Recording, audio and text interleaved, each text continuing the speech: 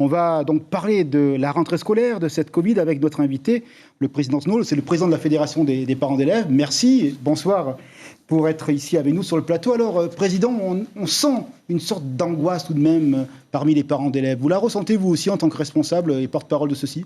Bonsoir et merci de m'accueillir ce soir sur votre plateau.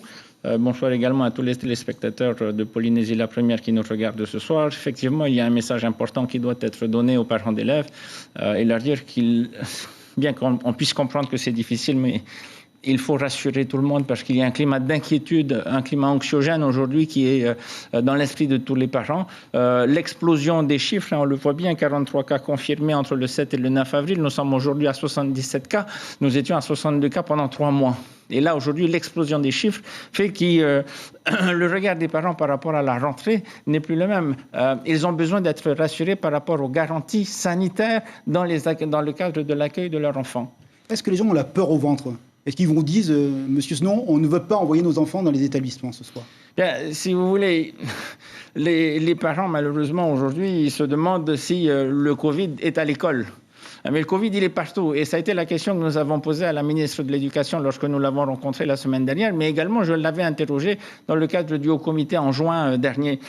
Quel est le plan qui va être déterminé, qui va venir dans le cadre d'un contexte général, d'une contamination générale? Et c'est la situation dans laquelle Et vous nous dites qu'il n'y a pas vraiment de aujourd'hui. plan à long terme qui a été pensé, fixé ? Eh bien, le programme qui nous est présenté par le ministre, excusez-moi du terme, il est un petit peu décevant puisqu'il se voit au niveau simplement d'un établissement. Nous, ce que l'on veut dire, c'est qu'aujourd'hui, il y a 77 cas. Demain, nous pouvons être à 120 cas. Que va-t-il se passer ? On va fermer une école. Mais surtout, moi, la question qui m'interroge et qui interroge beaucoup de questions, qu'en est-il du droit à l'éducation par rapport au fait que l'on va fermer une école lorsque l'on va laisser une autre école ouverte ?